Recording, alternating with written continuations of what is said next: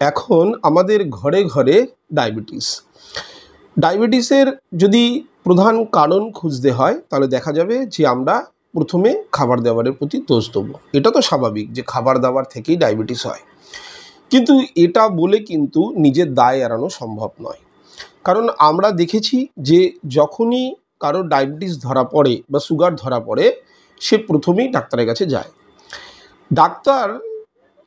এখানে ডাক্তারকে ভুল প্রমাণিত করার কোনো জায়গা নেই, কারণ ডাক্তারকে আপনি দেখিয়েছেন, ডাক্তার সেই হিসাবে আপনাকে সুগারের ওষুধ দিয়েছে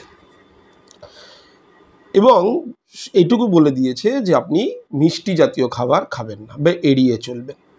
কিন্তু আপনি যদি একবার একটা জিনিস দেখেন যে আমাদের ভারতবর্ষে সে আপনি যে কোনো রাজ্যে যান না কেন, বেসিক যে খাবার দাবার সেটা কিন্তু কার্বোহাইড্রেট বেস, অর্থাৎ কার্বোহাইড্রেট জাতীয় খাবার বেশি খাই আমরা যারা আছি। তারা ভাতে প্রচুর পরিমাণে কার্বোহাইড্রেট থাকে। এছাড়া যদি বাইরের রাজ্যে যান, যারা রুটি খান অতিরিক্ত পরিমাণে, সেখানেও কার্বোহাইড্রেট আছে। তো কার্বোহাইড্রেটের উপর নির্ভর করেই কিন্তু আমাদের প্রধান খাওয়া দাওয়া। শুধুমাত্র খাওয়া দাওয়াকে দোষ দিয়ে কোনো লাভ হবে না।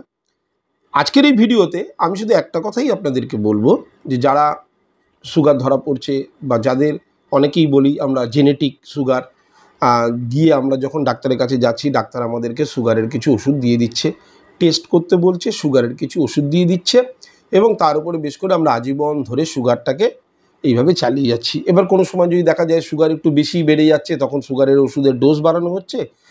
কিন্তু একটা জিনিস মাথায় ঢুকিয়ে নেওয়া দরকার আছে, যে যদি এই ওষুধগুলো আমাকে নির্মূল করতে পারতো আমার সুগারকে, তাহলে আমাকে প্রতিদিন উঠে খেতে হতো না। থাইরয়েডও সেই, যে আমরা কি করি, প্রত্যেক দিন ঘুম থেকে উঠে ওষুধ খাই।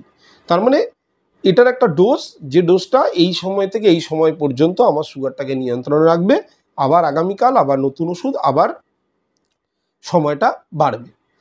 কিন্তু আমরা যেহেতু, আমার ভিডিওর মাধ্যম দিয়ে আমি শুধু এইটুকু বলতে চাই যে ওষুধ মুক্ত জীবন যেটা খুব দরকার আমাদের এখনকার, যা লাইফস্টাইল, খুব খারাপ লাইফস্টাইল আমাদের, কতগুলো বেসিক নিয়ম যদি আমি ফলো করি, তাহলে কিন্তু এই যে ডায়াবেটিস আমাদের হচ্ছে বা আমরা সুগার হচ্ছে, সেটা থেকে কিন্তু মুক্তি পেতে পারি। তার আগে আমি একটা কথা শুধু বলবো, যারা সুগার টেস্ট করান, আমরা প্রায়শই সুগার টেস্ট করাই এবং সুগার টেস্ট করাতে গিয়ে সুগার বেশি ধরা, এই যে সুগার বেশি ধরা পড়াটা, এটা কি আদতে ঠিক? দেখা যাচ্ছে আপনি আগের দিন এমন কিছু খাবার খেয়েছেন, পরের দিন সুগার টেস্ট করাতে গেছেন, সুগার বেশি হয়েছে, আর বেশি আসার দরুন আপনাকে সেই হিসাবে ট্রিটমেন্ট চলছে। আমাকে যদি কেউ সুগার টেস্ট করতে বলে, আমি গত 2-3 দিন, আজকে যদি সুগার টেস্ট করতে হয় আমার, তাহলে গতকাল বা তার আগের দিন থেকে আমি কার্বোহাইড্রেটটা কমিয়ে দেবো, আমি মিষ্টি জাতীয় খাবার কমিয়ে দেবো, দেন আমি সুগার টেস্ট করতে যাব। তবে গিয়ে আমি প্রপার রেজাল্টটা পাবো যে আমার রক্তে সুগারের পরিমাণ কি আছে। কিন্তু দেখা যাচ্ছে তা আমরা র্যান্ডাম চেক করতে যাই, আমরা কি করি যে দিব্যি কার্বোহাইড্রেট খাচ্ছি, দিব্যি মিষ্টি খাচ্ছি, পরের দিন গিয়ে সুগার টেস্ট করছি, সুগারের এটা বেশি আসছে, তার ফলে কিন্তু তার ট্রিটমেন্টটা সেইভাবেই হচ্ছে। তো যাই হোক, ট্রিটমেন্ট নিয়ে আমার কিছু বলার নেই, সেটা তো আপনারা ভালো বুঝবেন, আপনারা আপনাদের ডাক্তারের সঙ্গে কথা বলবেন। কিন্তু যে সমস্ত ভুলের কারণে আমাদের ডায়াবেটিস ক্রমশ বেড়ে চলেছে, সেগুলো কতগুলো পয়েন্ট নিয়ে আমি আমার এই ভিডিওতে আলোচনা করব। আশা করি আপনারা সম্মত হবেন। প্রথম যেটা বলবো, যে আমরা খাওয়া দাওয়া করি, একটা জিনিস মনে রাখবেন, আপনারা রাস্তাঘাটে যেসব ভ্যান চালককে দেখছেন বা যারা এমন ধরনের কাজের সঙ্গে যুক্ত, অধিক পরিশ্রম যাদেরকে করতে হয়, তাদের কি কোনো খারাপ খাবারই কিন্তু গায়ে লাগে না। তার কারণ হচ্ছে তারা যে পরিমাণ খাটছে, যে পরিমাণ খাবার শরীরে দিচ্ছে, তো অতিরিক্ত পরিশ্রমের দরুন সেই খাবারটা কিন্তু অনায়াসে ডাইজেস্ট হয়ে যাচ্ছে। এবার দেখা যাচ্ছে অনেক জীবনযাত্রা সবার একরকম নয়। কেউ আছেন সারাদিন টেবিল চেয়ারে বসে কাজ করছেন, কেউ দেখা যাচ্ছে যে তার কোনো কাজই নেই, হয়তো একটা মানে বয়সে পৌঁছে গেছেন যেখানে আর কাজ করার দরকার পড়ছে না। তো বাড়িতে কি হচ্ছে, শুধু খাওয়াটা তো আমরা করছি, খাচ্ছি, শুচ্ছি, শরীরকে চালনা করছি না। সুতরাং ব্যায়াম করা বা ব্যায়াম না করা বা অলস জীবনযাপন পালন করা কিন্তু ডায়াবেটিস হওয়ার একটা মুখ্য কারণ। কারণ আপনারা যদি দেখেন যে আমি সকালে ব্রেকফাস্ট করলাম, দুপুরে লাঞ্চ করলাম, শুয়ে পড়লাম, কিংবা ধরুন টেবিল চেয়ারে বসে কাজ করলাম, শরীর চলছে না। শরীরের অঙ্গ প্রত্যঙ্গগুলো যতক্ষণ না মুভমেন্ট আসবে যেগুলো ওগুলোর মধ্যে, ততক্ষণ পর্যন্ত কিন্তু কার্যকারিতা সেগুলোর বাড়বে না। সেগুলো নর্মাল যে অ্যাক্টিভিটি সেগুলো করে যাচ্ছে, উল্টে দেখা যাচ্ছে চর্বি জমছে, আপনি অলস জীবনযাপন পালন করছেন, ব্যায়াম করছেন না। সুতরাং একটু হাঁটাচলা করুন, একটু হাঁটাচলা করুন, তবেই সুগার নিয়ন্ত্রণ থাকবে। শুধুমাত্র ওষুধটাই কিন্তু একমাত্র সমাধান নয়। হাঁটাচলা করুন, অলস জীবনযাপন থেকে একটু বেরিয়ে আসার চেষ্টা করুন। 2 নম্বর, অনিয়মিত খাবার দাবার। আজকে লাঞ্চ করেছেন 2টোর সময়, আগামীকাল লাঞ্চ করবেন 1টার সময়, গতকাল করেছিলেন 3টের সময়। এটা একটা প্লাস পরিমিত খাবার না খাওয়া, যখন তখন খিদে পাচ্ছে খেয়ে নিচ্ছি। একটা শিডিউল তৈরি করুন যে আমি ব্রেকফাস্ট যদি 9টায় খাই, 9টায় খাবো, দেন লাঞ্চ যদি আমি 1টায় করি, তার মাঝখানে যে যত সুস্বাদুকর খাবার আমাকে দিক না কেন আমি খাবো না। এটা একটা রুটিন, 9টায় খেলাম কি 1টায় খেলাম, আবার রাত্রিবেলা ডিনার করলাম 8টা, 8:30, 9টা, যে যেরকম করেন। তার মাঝখানে অনিয়মিত খাবারটা কিন্তু খাবো না। কোনো দিন রাত 10টায় খাচ্ছি, এই জিনিসগুলো করবেন না। একটা নিয়ম শৃঙ্খলার মাধ্যম দিয়ে খাবার খান, দেখবেন আপনার ডায়াবেটিস কিন্তু নিয়ন্ত্রণে আসবে।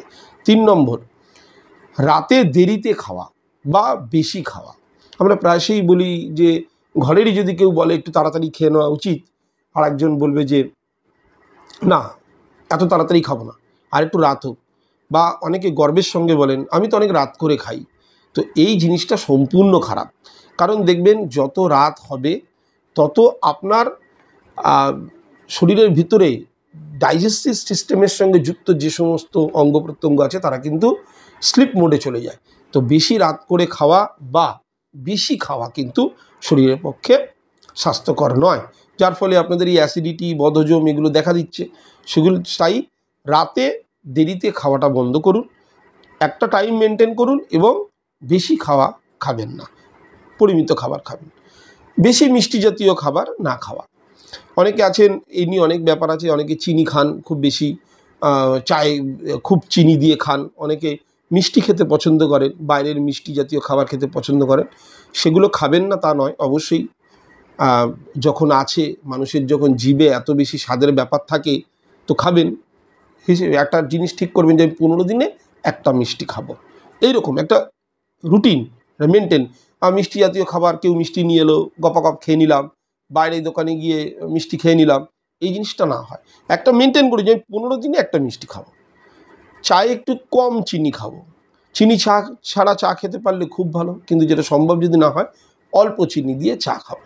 সুতরাং বেশি মিষ্টি জাতীয় খাবার এড়িয়ে চলুন। পর্যাপ্ত জল পান করা। দেখা যাচ্ছে অনেক ক্ষেত্রেই কেউ 4 লিটার পর্যন্ত জল খেয়ে ফেলে, আর কারণ দেখা যাচ্ছে যে 1 লিটার জল খেতে গিয়ে সারাটা দিন চলে যাচ্ছে। যারা 1 লিটার জল খাচ্ছেন সারাদিনে, তারা জলের পরিমাণটা একটু বাড়ান। তারা, আমি বলছি না 1 লিটার থেকে 4 লিটার চলে যেতে হবে আপনাকে। আপনার যদি তেষ্টা কম থেকে থাকে, আপনি 1 লিটারের জায়গায় 2 লিটার করবার চেষ্টা করুন। হিসাব করে নিন যে প্রতি ঘন্টায় আমি জল খাবো।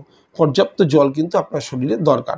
যখনই দেখবেন আপনার জলের পিপাসা কম আছে, তার মানে বুঝবেন আপনি অন্য খান দিয়ে এমন কিছু তরল জাতীয় খাবার খাচ্ছেন যে জলের চাহিদাটা মিটিয়ে দিচ্ছে। তবুও চেষ্টা করবেন জলের কিছুটা পরিমাণ বাড়াবার জন্য। নিয়মিত সুগার পরীক্ষা করানোটা খুব দরকার আছে। এখন নিয়মিত সুগার মানে নিশ্চয়ই প্রতি সপ্তাহে বা প্রতি মাসে নয়।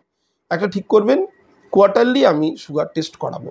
আর বারবার আপনাদেরকে একটা জিনিস বলি, সুগার টেস্ট করাবার আগে মিষ্টি জাতীয় খাবারগুলো খাবেন না। তাতে কি অন্তত সুগারের রিপোর্টে ভুলভাল আসতে পারে, বেশি চলে আসতে পারে। তখন আপনার ট্রিটমেন্টটা কী হবে, বেশি সুগারের উপর হবে, হয়তো সেটা আপনার নেই।